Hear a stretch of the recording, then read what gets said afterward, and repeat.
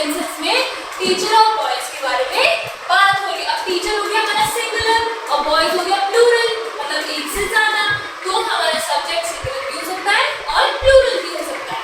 Now predicate, the predicate is what we speak और write about the subject. Predicate क्या होता है? हम सब्जेक्ट के बारे में क्या लिख रहे हैं या क्या बात बता रहे हैं, मींस कि सब्जेक्ट क्या कर रहा है, जो क्या करने वाली चीज है, that is predicate. It explains what the subject does in a sentence. Look at these sentences. The sun is the main source of light. अब main source of light कौन है? The sun. तो the sun क्या हो गया हमारा? Subject. अब sun क्या है? The main source of light. तो इससे लेके यहाँ तक ये क्या हुआ हमारा? This is predicate. क्योंकि ये हमें बताना है कि sun क्या है. The child sleeps in the cradle. अब child क्या है?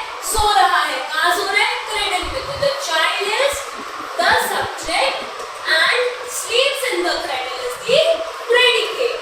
Now subject क्या हो गया? Subject हो गया हम किसके बारे में बात कर रहे हैं, means naming part, और जो predicate हो गया that is कि हम क्या बात कर रहे हैं, means वो बताता है, so that is the telling part.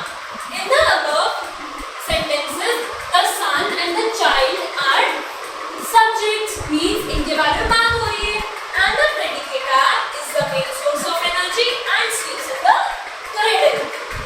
Now note, in a sentence the predicate is the verb with or without other verbs going with the verb, means जैसे कि जो सब्जेक्ट है उसमें सब्जेक्ट नाउन या प्रोनाउन ही होता है, और सिमिलरली प्रेडिकेट में सब्जेक्ट वर्ब जरूर होगा, क्योंकि वर्ब इज एक्शन, तो एक्शन बताया जाएगा तभी हमें प्रेडिकेट पता चलेगा, और प्रेडिकेट वर्ब के साथ जो भी अदर वर्ब्स हैं वो भी हमारे प्रेडिकेट में काउंट होंगे।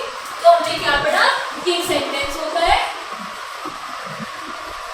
उसके टू पार्ट्स होते हैं, सब्जेक्ट एंड प्रेडिकेट, और हम इन दोनों को जब ऐड करते हैं तो क्या बनता है?